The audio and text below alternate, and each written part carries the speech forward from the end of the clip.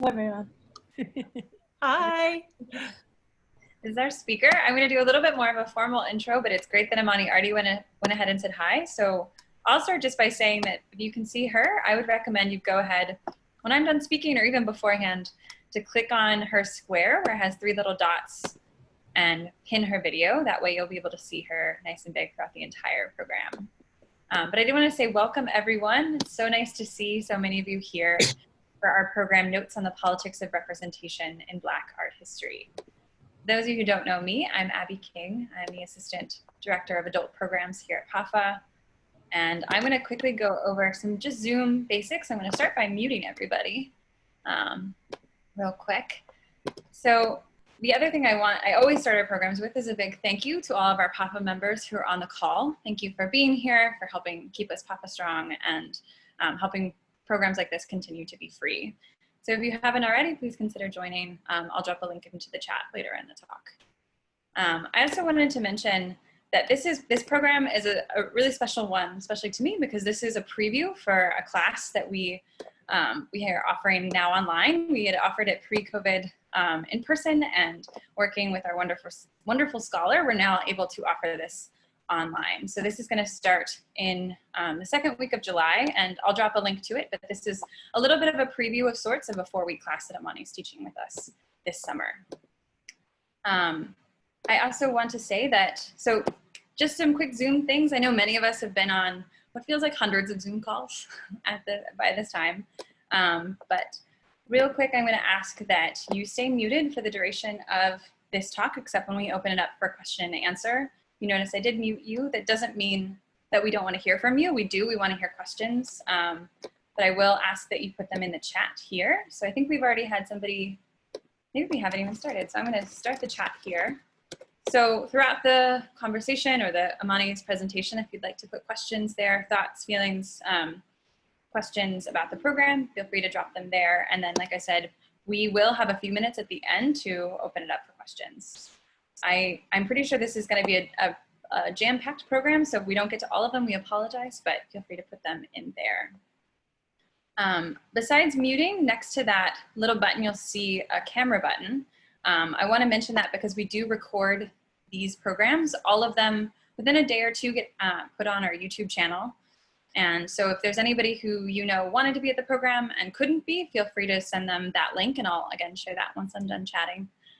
But also note that we are recording. So if you'd like to not be on the recording, you feel free to mute your video as well. Other than that, so I've already mentioned pinning video. So Imani, in just a second, she'll unmute herself. So make sure if you'd like to see her nice and large that you pin her video and that you stay in speaker mode, just so you'll be able to see her and the PowerPoint at the same time. So for now, I think it's time. If you have any questions, again, feel free to put them in the chat. Like I already have a question in the chat now that if you can't see your video and you'd like to, if you go to the bottom of your screen, if you're on a computer, there's a little camera icon. So like a square and a triangle. If you click on that again, we should be able to see you. And Mary Frances, I can help once I'm done talking too. All right, so I'd love to give a little bit of background on our speaker here with us today. Imani Roach scholarship focuses on the arts of Africa and African diaspora, as well as the history of anti-colonial thought in the global South. As a doctoral candidate in African studies and art history at Harvard University, she writes about Black Southern African photojournalists during the apartheid and about the history of photography on the continent more broadly. A practicing artist, she's a member of Vox Populi Gallery and a co-founder of the Lonely Painter Project, which is a bi-coastal performance collaborative. She also has a career in arts journalism, having first served as the senior editor for Guernica magazine, and later as managing editor for the Art Blog, a Philadelphia-based online platform for local arts criticism. So please join me, everyone, in welcoming Imani Roach today, and thank you all for being here. Unmute. All right, can everyone hear me? Yes, excellent, okay. Well, thank you so much, Abby. I'm really happy to share some of the thoughts that I've been having. I'm also a bit nervous, to be frank, because I'm an art historian, and I think as an art historian, I like to think about things that have already happened, and it feels like some of the things that I'll be discussing today are very much ongoing.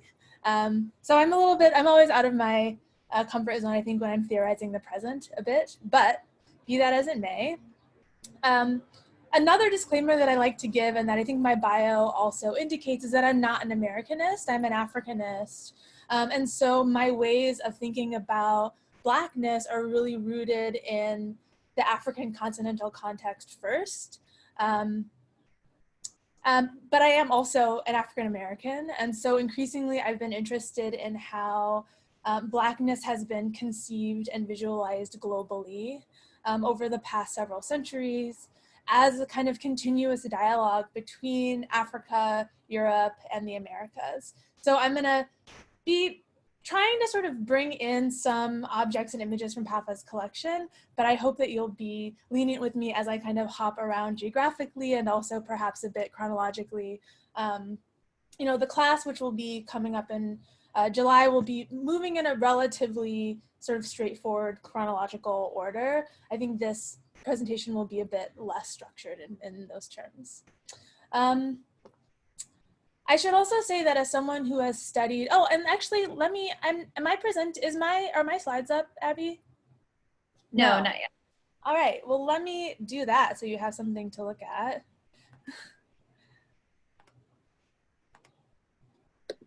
All right. Great. Okay. So I should also say that as someone who has been studying art history for quite a while now, one thing that I've noticed basically since I became introduced to the discipline is that Black artists and Black art have largely been written out of the larger narratives about visual modernity. As an art historian, I study the modern era, rooted in Africa, but also I'm interested in modernity more broadly. And I think part of that omission can be chalked up to just plain old, bias, which is, I think a bit to be expected. But on a deeper level, something that interests me is that I think that the discomfort in the discipline with Black art is actually relative to Black art's particular relationship to figuration.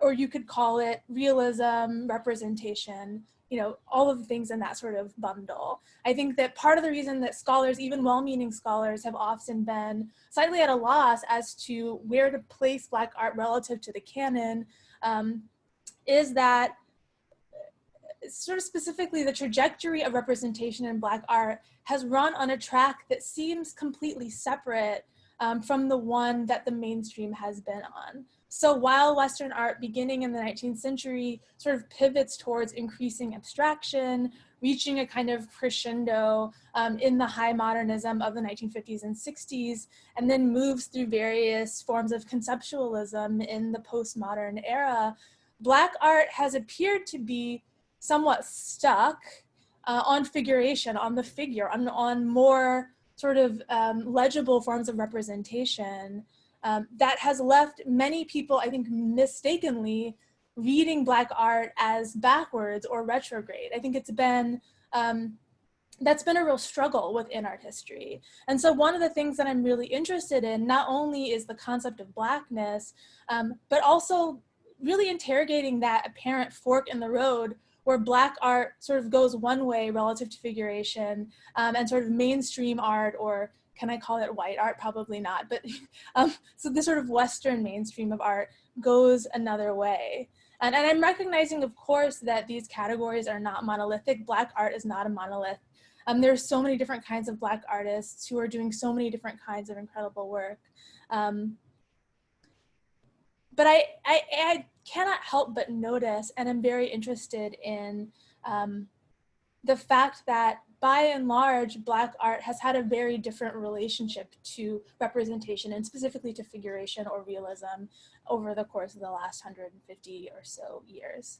And so that's sort of where my idea for our discussion today starts. Sort of, how do I reconcile the history of Black art with this larger story of modernism? Okay, so these are two images from two very different moments, politically and historically. I'm going to start with the image on the right. Over the past few years, and I think obviously in particular over the past few months, I've been thinking a lot about the phrase Black Lives Matter. It is ubiquitous in our current moment. And in particular, I've been trying to figure out why it has hit such a nerve. As many others have noted, it is such a humble proposition, right? It is a sort of, it proposes something that is so obviously true, that's so basic. It is a necessary but not sufficient condition for equality. And so the fact that some people have responded to it with such discomfort and with such rancor, I believe the fact that this idea that Black lives in fact matter hits a nerve really exposes some of the racism upon which this country and the modern world more broadly were built. So I've been thinking a lot about sort of what does it mean that we cannot even agree on this very basic proposition that Black lives matter. And I see that maybe because I'm an art historian and I see all things through the sort of lens of visuality and art, but I see this as in part being, if not an art historical problem, a problem that has a corollary in the history of art. So to speak to the specific image on the right, as I'm sure many of you are aware, this is an aerial view of Washington, D.C., I think via Google Maps, but it sort of shows the area directly over the White House. So 4 days after the president unleashed tear gas on peaceful protesters, the D.C. mayor's, Washington, D.C.'s mayor, Muriel Bowser, renamed the section of 16th Street that leads up to the White House Black Lives Matter Plaza, and gave the go-ahead for the Department of Public Works to paint a mural with that phrase, Black Lives Matter, in 30-foot lettering. And it's a mural that spans, as you can see from this image, 2 blocks. At a press conference addressing this mural, Bowser explained, quote, "There are people who are craving to be heard and to be seen, and to have their humanity recognized. And we had the opportunity to send that message loud and clear on a very important street in our city."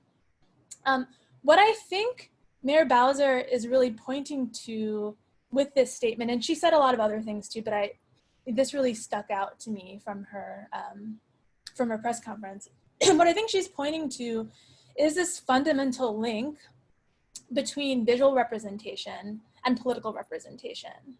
And I think, this aerial image is such a beautiful, I think, manifestation of that, or beautiful representation of that, because you literally have the words Black Lives Matter leading up to the people's house, right? Leading up to the house that represents American democracy to a certain extent. And I think the reason that, one of the things that interests me about this implicit link between visual and political representation is that I think there is a strain in American political thought that says that Black people are not only unrepresented by accident of history, but are fundamentally unrepresentable. And I think that there is a similar strain, pardon me, in the history of art, which understands Black humanity, Black personhood, as not only overlooked, but as fundamentally inconceivable and fundamentally unrepresentable. So the image on the left, moving back in time a bit, quite a bit, is actually the earliest known photographic image of Frederick Douglass. It was taken in 1841, which, for those of you who know anything about the history of photography, know is very soon after the technology became publicly sort of commercially available. The daguerreotype is invented in 1839, thereabouts. So this is really early on in the history of photography. And Frederick Douglass was a very vocal fan of the medium of photography. He wrote about it often and became one of the most photographed individuals of the 19th century. There are dozens of different sort of early photographic images of Douglass. And, you know, I think one of the reasons that he was so drawn to this medium, if we think about what's happening in 1841, you know, this is 20 years before the Civil War. This is a time in America's history where Black people are only understood as property. He understood very early on that photography was an avenue through which Black people could make their humanity manifest. And so he gave speeches, he wrote lectures and essays about the power of photography starting in the 1850s, sort of to that effect. Most famously, in 1861, he delivered a lecture on pictures, which was also advertised as Pictures and Progress, at Boston's Tremont Temple. So this was an address that he gave on December 3rd, 1961, which I believe was like the second anniversary of the death of John Brown. And the larger context of this lecture, the larger context of this speech, was that he's sort of advocating for the formation of colored regiments in the Union Army, so that, you know, Black people, Black men in that case, could sort of fight and win their own freedom. But he sort of gets to that argument about, you know, Black people being able to take an active role in the recognition of their own humanity and in their sort of protection under the law. He gets to that point through this larger discussion of the power of images and the power of photography. And so, among other things, he says of photography that men of all conditions may see themselves as others see them. And he's talking about sort of through the photograph. What was once the exclusive luxury of the rich and great is now within reach of all. The humblest servant girl, whose income is but a few shillings per week, may now possess a more perfect likeness of herself than noble ladies and even royalty, with all its precious treasures, could purchase 50 years ago. And so he sees photography not only as a way for Black people to make manifest and irrefutable their humanity, but he sees it as this kind of great equalizer and this agent for change.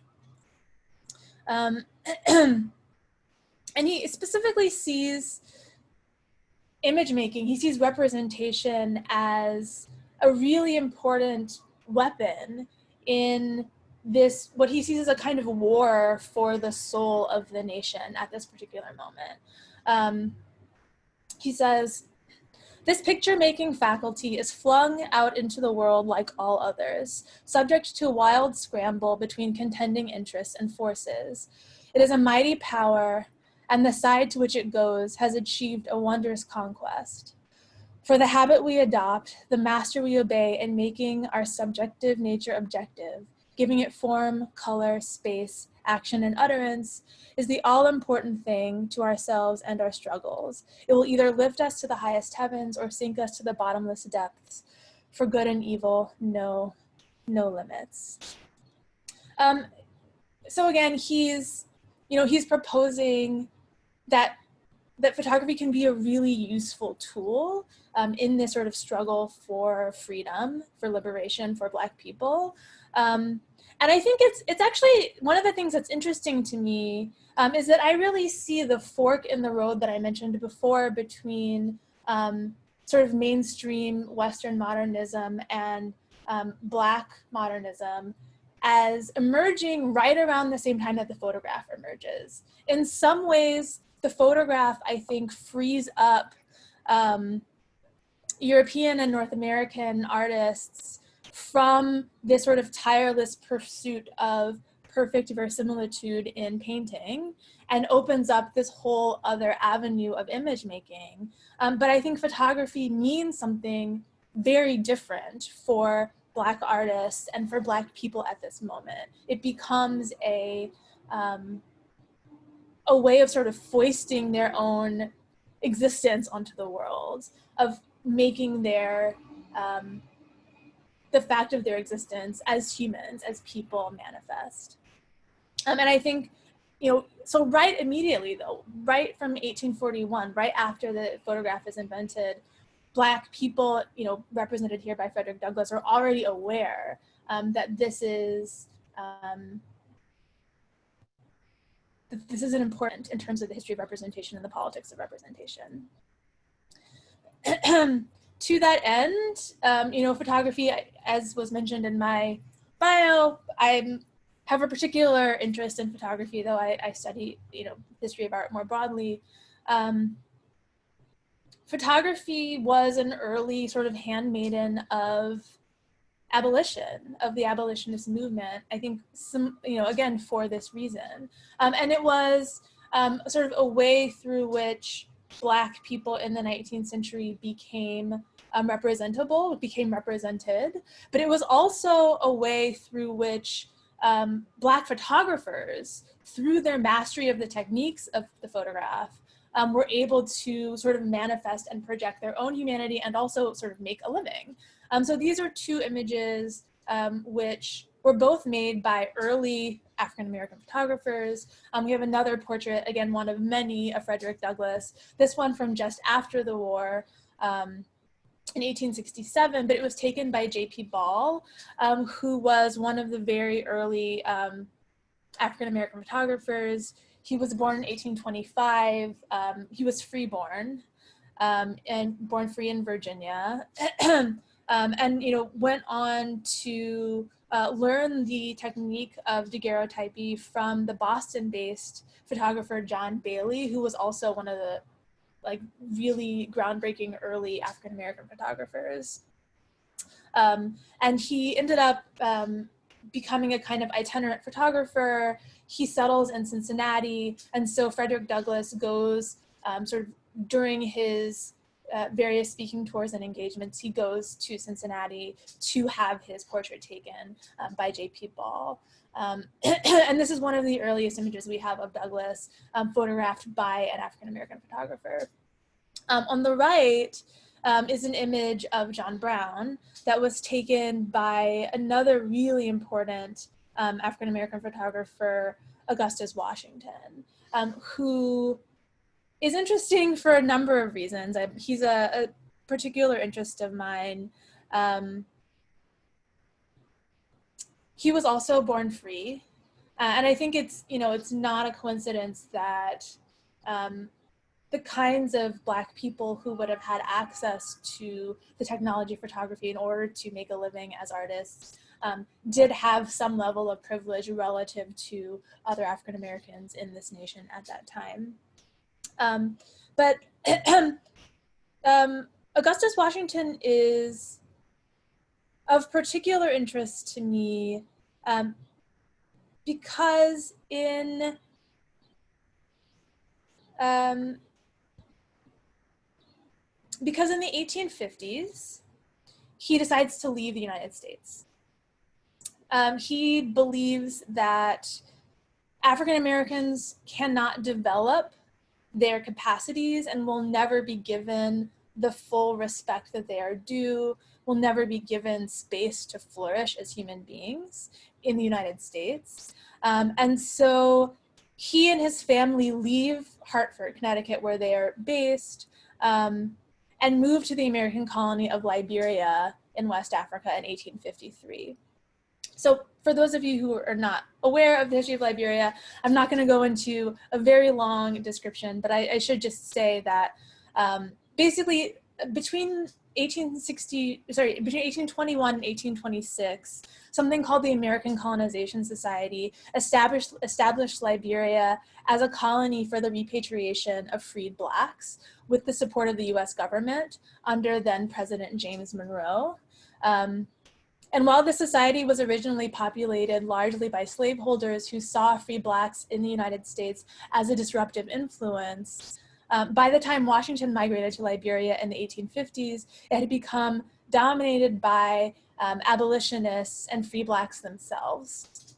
In 1847, Liberian settlers declared independence from the United States, based largely on the principles of the US Constitution. And at that point, Liberia became a sort of independently functioning place that was, again, imagined as a kind of homeland for African Americans. So I think it's interesting that somebody who is so attuned to image making, who was one of the very earliest African American photographers, sees his place in Liberia and not in the United States. He sees the United States as a place where Black people are sort of fundamentally unrepresentable, and then moves in order to sort of have full representation to Liberia.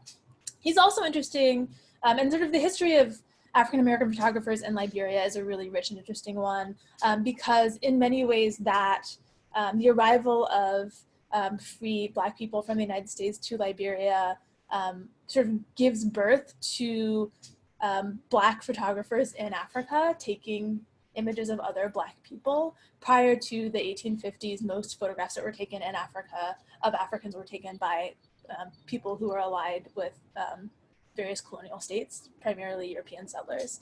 But that is a slight diversion that I will not go down, no matter how tempting. As African Americans in the United States increasingly move into the economic and political mainstream, I think it is not a coincidence that photography remains an incredibly popular sort of medium of choice for the so-called New Negro. I think the idea that Frederick Douglass has, this seed that he plants in the 1860s, that photography is a way for Black people to make their humanity manifest and undeniable in a way, is really picked up in the early part of the 20th century in places like Harlem. So this is a very, very famous photograph by James Van Der Zee, who was certainly the most famous, but certainly not the only photographer operating in Harlem during the period known as the Harlem Renaissance. This is one of his most famous images, in part because of how sort of luscious and glamorous it is. You know, we've got, who could be more stylish than these two people here? What car could be more enticing? What lifestyle could seem more romantic? But, you know, I think what his body of work really does is allow this new Negro, this new class of folks who have migrated out of the Deep South into the industrialized and industrializing North to make their reality known, to sort of celebrate not only the fact that they exist, but that they thrive. On the left is actually an image, an image of Van Der Zee's from the PAFA collection, The Scholar, which was taken a bit earlier than the couple. It was taken in 1907, but even earlier, even, you know, by 1907, I think you see that continuation of this idea of photography as a medium for progress and as a medium through which Black people can manifest their humanity. You see this gentleman here, you know, with his book open. And I think there's a certain amount of undeniable gravitas here, right? There's a certain of there's a kind of respect that he demands. And that is a sort of a way that photography functions throughout this period. On the right is an image not by a photographer, not even by an African American. It is one of many illustrations by the German artist Winold Reiss, who found himself sort of at the heart of the Harlem Renaissance and produced many images like this of two public school teachers. He was, you know, selected by Alain Locke to be featured in his extremely important book, The New Negro, which was a sort of anthology of this Harlem Renaissance moment. And so even though he is not himself an African-American artist or even an American artist, I see his work as being allied with that same project of forcing the visibility of this group of people in service of the recognition of their humanity and ultimately their sort of political representation as well. I should also say, and I think that there are some really interesting parallels that are happening globally around the same time. So at the same time that we have James Van Der Zee and other photographers, you know, creating these images of Black life, and you have Vinod Rice and others representing Black Harlem graphically, you also have people like Aina Onabolu, who is a Nigerian artist working in Nigeria during the colonial period. And so we're right in the same period of the sort of 19 teens, 20s, and 30s. And he's someone who works primarily as a portraitist, primarily in oil paint. And you know, I think the way that his work has been understood, for many years, his work was not recognized because it was seen as kind of anti-modern, because he's working in a very sort of traditional sort of portrait mode. And I think, you know, the way that people are now starting to understand and recuperate his work is by seeing it as, again, forcing this kind of representation at a time when, you know, the fact that there were Nigerians of some status under colonialism was completely unknown, right? These people would not have been, would not have found representation otherwise. They were politically unrepresented as colonial subjects, and they were not visually acknowledged. And so all over the world, I think you have artists engaging, Black artists, engaging with realism, engaging with portraiture as a way to force visual representation in the face of a lack of political representation. Now I'm going even further back in time because, you know, I've been speaking sort of in a cluster of ideas, but, you know, to go back to my earlier point about the idea of Black Lives Matter and why that has been, why I think that has hit such a nerve, is that there is a very long history in Western thought around the idea that Black people are, there's something fundamental about Black people that makes them unrepresentable. Not just that they are not represented, not just that they are marginalized, but that there is something sort of wrong with us, or there's something about us that makes us incompatible with representation, incompatible with democracy, incompatible with liberty. And this is an idea that goes way back, that goes back much farther than, you know, the Harlem Renaissance, or even, you know, Frederick Douglass during the Civil War period. And so I want to turn to Europe momentarily. On the right is actually one of my very favorite paintings from the history of French art. It's Marie-Guillemine Benoit's Portrait of a Negress. It's an oil and canvas painting, quite large, and it was featured prominently in the Paris Salon of 1800. On the left are just two engravings from that salon. I like to remind myself of how these images would have been displayed in contrast to sort of how images, how paintings are displayed in museums nowadays. But, you know, even though I think that this image is sort of indisputably gorgeous, it was pilloried in its time. It was, you know, one of the interesting things about salon culture was that there was a whole sort of criticism circuit that was happening, and people were writing about these paintings that were on display, and in some ways this was sort of the birth of art criticism. And so in his review of the 1800 Salon, influential critic Jean-Baptiste Bonboutard wrote the following of Benoit's Portrait of a Negress. He says, These African faces are by nature so uniformly ugly that it is impossible for art to give them any species of beauty. They lend themselves only weakly to the art of the colorist. Such a figure can neither be detached from a dark ground nor be placed in harmony with a light ground. It is impossible to make the air circulate around it because it does not lend itself to the gradation of color and light necessary to produce this effect. So what interests me here is not so much this claim of ugliness, which I think, discount, but the reasons given for the unsuitability, the fundamental unsuitability of the Black, in this case, female body as a subject for academic painting. So Boutard is essentially saying that formally, materially, even optically, there is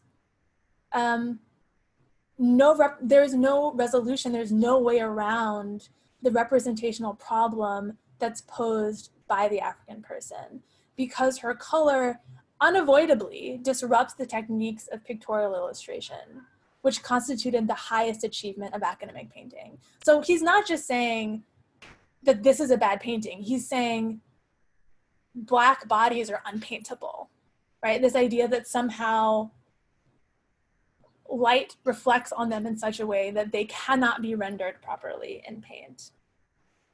And this kind of attitude is not specific to Boutard. It is not an anomaly. In fact, it's just an extension and a rearticulation of an argument that was posed nearly 50 years earlier. So in the late 1750s, early 1760s, by British philosopher Edmund Burke, in his treatise, a philosophical inquiry into the origin of our ideas of the sublime and the beautiful. So in this treatise, Edmund Burke writes, Black bodies, reflecting none or but a few rays with regard to sight, are but as so many vacant spaces dispersed among the objects that we view. I'm just gonna read that again, so he says, Black bodies, reflecting none or but a few rays with regard to sight, are but as so many vacant spaces dispersed among the objects that we view. So what is at stake here politically? This is, in the case of Benoit's portrait in 1800 and the context in which it was viewed, this is the end of the French Revolution, during which the monarchy was overthrown and the First Republic, founded on these principles of equality, liberty, and brotherhood, was instated. At the same time, France was really in a battle, an ideological battle with itself, about what to do about Haiti. This is in the middle of the Haitian Revolution, which is, the first and most successful, the first successful and largest slave revolts in the history of Western civilization. And so this is at a moment when the French, on the one hand, are embracing the idea of liberty, and on the other hand, are trying to justify them to themselves the continued need for enslaving people.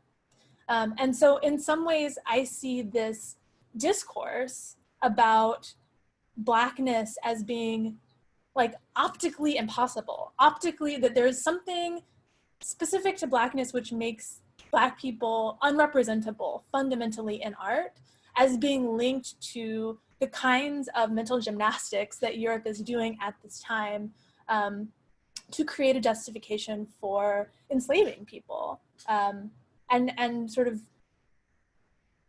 dehumanizing an entire sort of class of folks. And I see this line of reasoning, this idea of Blackness as being sort of optically unrepresentable, as having a through line. It's not specific to France or England, to the 18th century or the 19th century or the 20th century. I see it as really a through line that comes right up through the present. So, for example, I'm hopping again in this case to Russia. This is an image on the right, and it also appears sort of here on the left, of Kazimir Malevich's Black Square from 1915. So Malevich is known as the father of suprematism, which is a form of sort of absolute abstraction that was born alongside and just prior to the Russian Revolution. This very famous painting from 1915, Black Square, is also known popularly as the sort of 0 point of painting, in that it is a kind of pure abstraction. And it's considered by most in the sort of art historical elite as an avant-garde masterpiece. What interests me about this piece is actually that in 2015, after examining this painting under a microscope, researchers from Russia's State Tretyakov Gallery found a written inscription under the top coat of black paint that reads, quote, and this is obviously translated from Russian, "Battle of Negroes in a Dark Cave." So likely, though not definitively written by Malevich himself, this phrase is in turn a reference to what is widely believed to be the first modern monochromatic artwork, an 1897 work by French writer and humorist Alphonse Allais, which is called, and I'm just going to translate into English because my French accent is terrible, Negroes Fighting in a Cave at Night.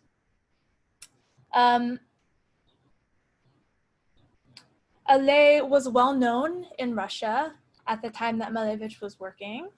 And I cannot help but think about, like, what does it mean that in this moment, which is, again, a precursor to the Russian Revolution, when yet another monarchy is being overthrown and the rights of man are being newly negotiated and imagined, that this idea of Blackness as fundamentally unrepresentable, and Black people, right, as being fundamentally unrepresentable is being sort of dragged up, is being reiterated, regurgitated. What does it mean? That the first monochromatic painting in modern art is a racist joke, essentially. Why does the sort of Western conception of freedom require a Blackness that is outside of the realm of representation? So this is actually a stand-in for what I wanted to show, which I could not find.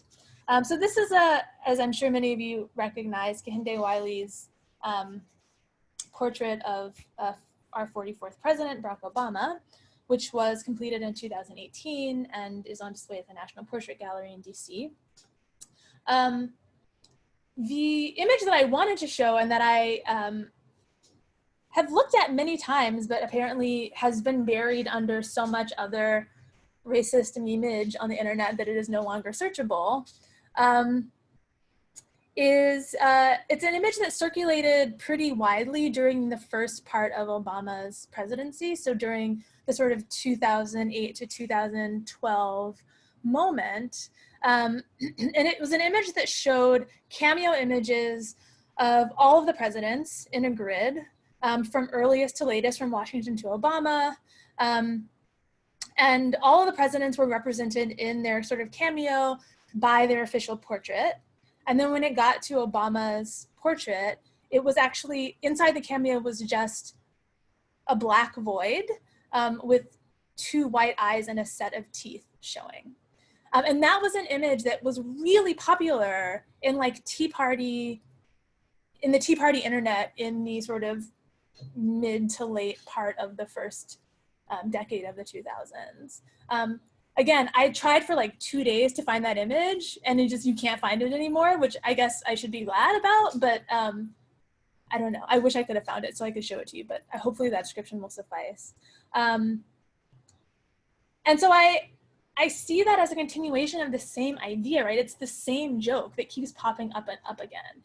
Even in the case of the first African-American president, his blackness, even as he holds the highest sort of office in the land makes him fundamentally unrepresentable and somehow inimical to art. And I also, you know, thinking about what's happening right now, can't help but reflect on the recent news that the current president is refusing to unveil Obama's official portrait.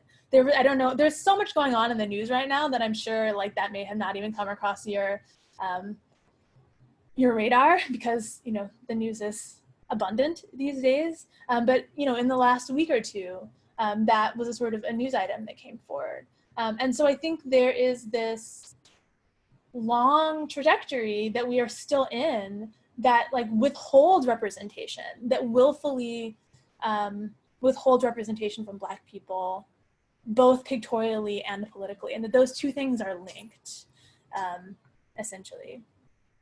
All right, just a couple more slides, and then Abby, how much time do I have? I don't know.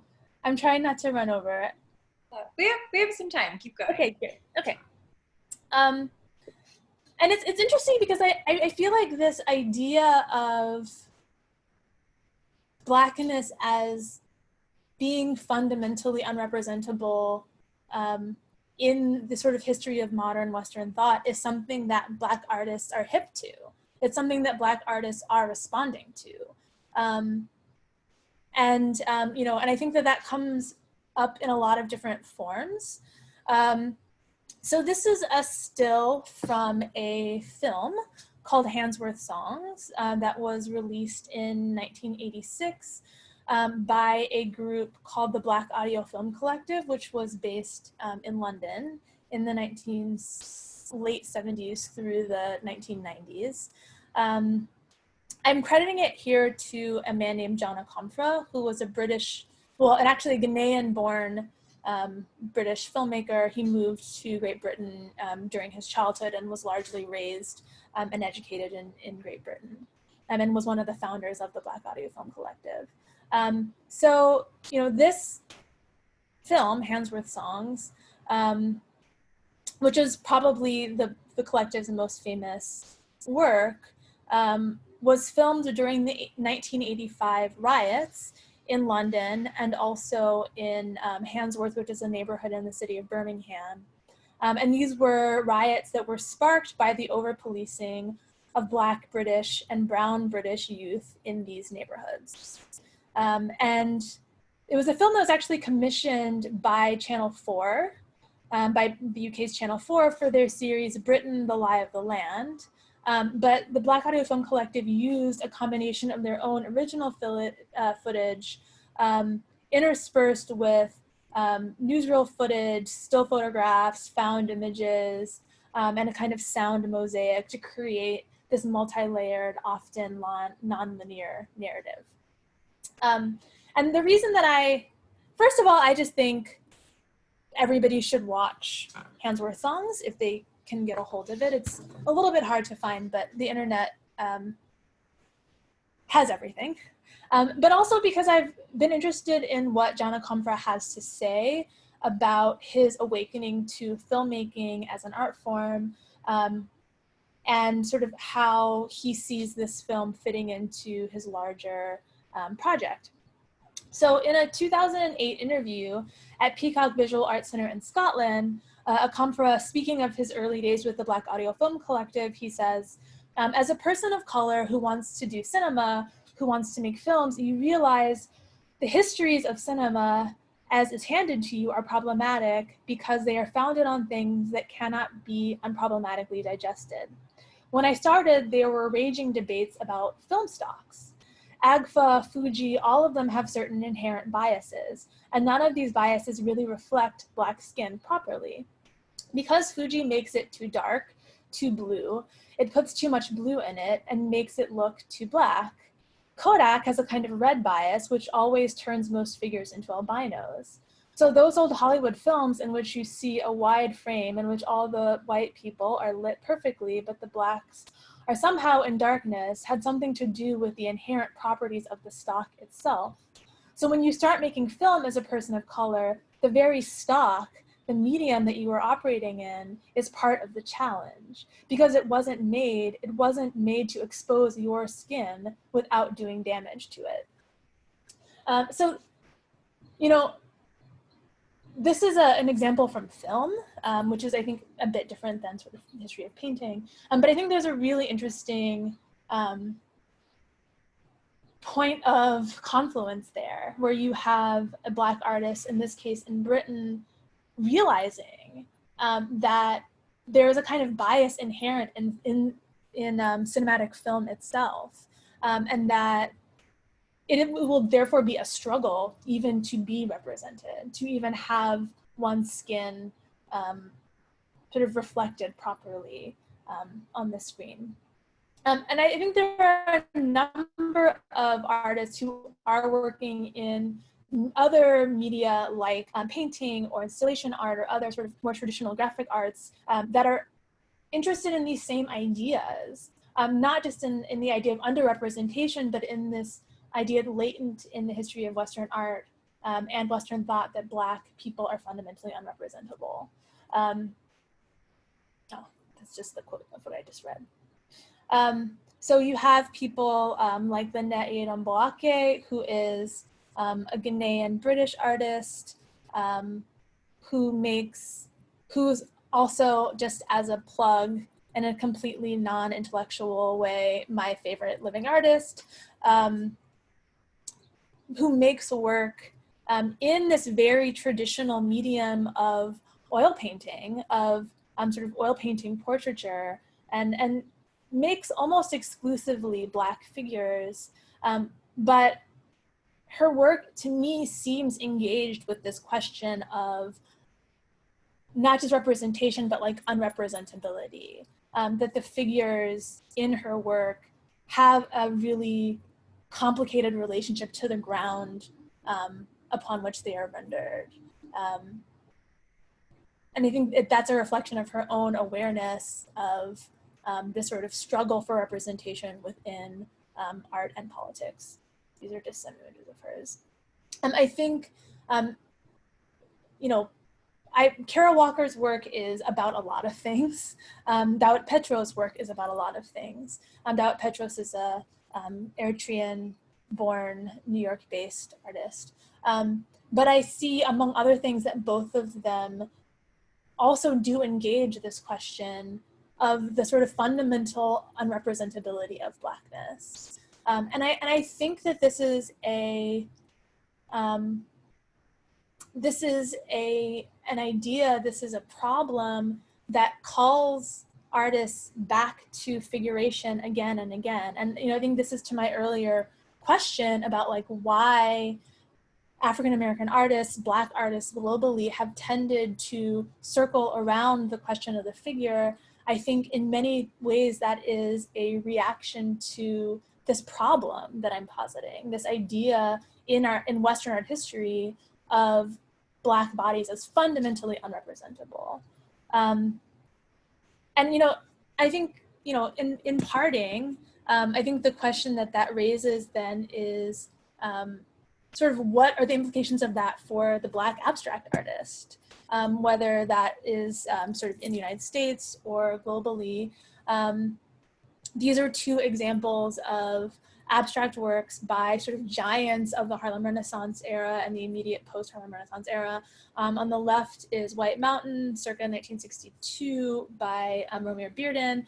Above is Untitled by Norman Lewis, which is actually from the PAFA collection, as is the Kara Walker African-American. Oh, and there should be a slash. It's actually African/American. But at any rate, this Norman Lewis piece is also from the PAFA collection. And these are both artists who get their start during the Harlem Renaissance and are engaging in the late 1950s and early 60s with abstract expressionism, which is where American art, which is where Western art is going at that time. But I think, there's for Bearden, his experimentation with abstraction sort of helps him ultimately arrive on the form of collage, which is sort of what he's best known for, his projections of the 1960s and 70s and 80s. And it's, not a coincidence that he starts his projection series, this sort of return to the photograph and to the figure in 1964. So sort of right at the time of the Civil Rights Act, right as Black people are gaining sort of formal representation under American law. But, I think just to this question of abstraction, I think, both, for both Norman Lewis and for Romare Bearden, there is a kind of resistance to complete abstraction. And there's a resistance to complete abstraction that I see even in the work of contemporary African-American artists. These are two images, both in my final slide, two images both from the PAFA collection. On the left, Katrina by Howardena Pindell, and on the right, Many Rivers by Sanford Biggers. Or Many Waters, sorry, by Sanford Biggers. And I think, the way that I'm thinking about the way that abstraction is functioning for Black artists, even in the contemporary period, is that we have this reemergence of, or not even really a reemergence, but we have an interest in craft. Both of these artists are known for making work, and I think these artists are both incredibly prolific and do a lot of different kinds of things, so I don't want it to seem that these two images should stand in for their entire bodies of work, because that would be a misrepresentation. But both of these artists are really interested in this kind of meditative processes in layering materials and images and objects. They both do very labor-intensive work. And so even though in many instances the work itself is not representational, does not have a kind of figurative, it is not figurative in nature, they are approaching abstraction in a really different way. And to me, the significant difference between the approach of people like Biggers and Pindell, the difference between what they're doing and the sort of mainstream approach to abstraction is that in the West, I see abstraction as going oftentimes hand in hand with a disavowal of the body of the artist and a kind of deprioritizing of the body of the artist and the removal of certain ideas around skill. And I think, in images like these, we see that even Black artists who eschew representation in the traditional sense are deeply aware that the body is always present, and that part of what they are representing, to sort of go back to Frederick Douglass, is themselves. Like, the body of the artist is part of what's being represented and what's being made possible. Okay, that's all I have. Thank you so much, Imani, for sharing that amazing PowerPoint and so your scholarship with all of us. I do want to mention that we are, I think, close to the end of time. So yeah. I want to just thank everyone for being here, and thank Imani, and of course drop in a link to her class where there will be time. Your class is going to be 4 weeks long. It's also going, so this is sort of just the beginning, and then there will be time, of course, for discussion during those classes too. So yeah, thank you. I apologize for talking over question time. I can stay if people can stay, but maybe we can't stay. I don't know. I think if anyone has any kind of brief questions or things they want to drop in real quick, but yeah, we do want to end close to it. But I wanted to give you the time because I think it was more, you have this huge topic and that you generously were here with us today. So yeah, feel free to put things in the chat. Everyone will stay on just for a few minutes, but thank you so much, Imani, for being here. It's nice to see everybody on their way out thanking you too.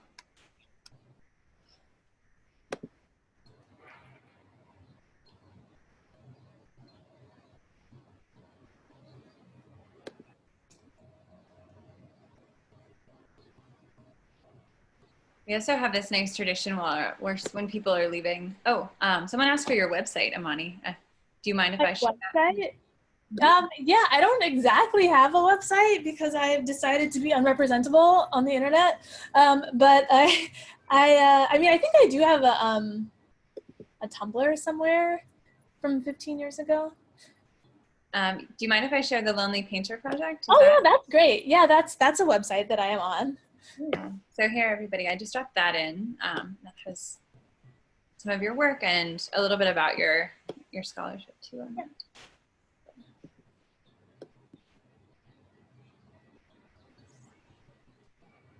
Well, it doesn't look like I think we've gotten any real real questions. Well, someone does want to ask about the class, your target audience when preparing. So the class is going to be much more traditional.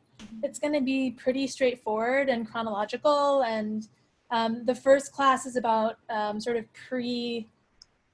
say, 19th century African-American art. The second class is about the Harlem Renaissance. The third class is about the Black arts movement. The fourth class is about national Black contemporary art. And so there's no sort of prerequisite, and the target audience is people who may know nothing about African-American art, because I am not an Americanist, so I do not presume a level of knowledge. I think today I was just sort of working through some thoughts I've been having, so thank you for bearing with me during that process.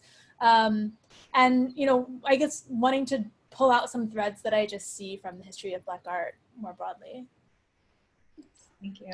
And we did have a general question about the class from Tracy that I wanted to make sure to answer just from a facilitator point of view, that the classes are going to be later in the day. So they're going to be on Thursdays from 6 to 7:30. And we have a question from Dr. Brittany Webb asking if your artistic practice is an extension of your scholarship. Yeah. Hi, Brittany. I was going to thank you in the beginning, but I didn't know if you were on. Yes and no. I mean, I became an art historian because I was an artist first. And I think my interest in craft and the idea of skill is also rooted in the fact that I started out as an artist. But I'm not a photographer at all. It's like the thing that I'm worst at, in fact. And I do think sometimes it's good to have that distance. But I mostly paint Black people. I mostly am a painter. I mostly paint Black people, largely because I mostly paint like my family and myself. But I think my artwork and my scholarship are in dialogue, although sometimes only obliquely. Thank you. And I think I like this question as sort of an end point too, because it's an ending, but it's also, you know, looking forward. As someone asked if you had any, obviously you don't probably have a bibliography like ready to go, but just suggested readings that tie in with your presentation. Yes. So, I mean, lots of, there's so many things. What would I say about my present? I mean, that's such a big question. I don't know. There's, I mean, my sort of Bible of African-American art is David Driscoll's work. Unfortunately, that is out of print and costs like $95 on Amazon minimum. But that is sort of one of the first places that you saw the history of African-American art sort of laid out in one place. I'm also really interested. Chika Okeke is a professor of African art at Princeton who writes about the history of modernism in Nigeria. And so he's where I'm getting a lot of my information about like Ina Onabolu and the history of representational art in Africa. I would say also Denise Morel wrote a book and did an amazing exhibit at Columbia, and then it traveled on the Black model, the role of the Black model in the development of modernism from Manet until like the more contemporary era. And she talks about like the political presence of Black bodies in Paris in particular, and the way that that was reflected in visual art. I'm kind of a magpie. Is that the word? Just taking things from all over the place. Great. I like, that's a great visual to kind of end up to. Yeah. So I guess there's, I mean, if you want, maybe we'll end with one more question, if that's okay with you. Yeah. Someone asked if there's, and I guess I'm interested in this because I know one of your class focuses on craft. Yashin asked about the Howardina and Pindell Sanford Biggers piece, if their emphasis on craft political or any way, or if it's a form of cultural expression. I mean, first of all, I don't see those two things as mutually exclusive. I see craft as very political in that it reasserts the body. And I think it's not a coincidence that craft is having a moment not only in Black art, but in feminist art and in art practices of other marginalized people. I don't think that that's a coincidence. I think that, you know, the history of Western art from the early part of the 20th century up until now, to a certain extent, still has, as I said before, kind of disavowed or tried to excise the body from the equation. And I think, you know, that is dangerous. And so absolutely, I see craft as being very political.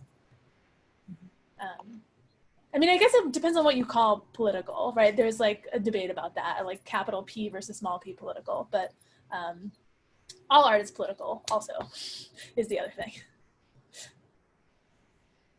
So thank you for that question and for more of that. We are at the end of our time. Again, please join us for another Art at Noon. We have some on the website already for the following weeks, but please check out Imani's class on our website. If you have any questions, feel free to reach out to me. And we always sort of end these by, if you want to unmute and say goodbye on your way out, you're welcome to. But again, thank you all for being here. And thank you. Wonderful. Goodbye. Thank you. Goodbye so much. Goodbye, Imani. Goodbye, Imani, dear. Bye. Thank you. Enjoyed every minute. Goodbye.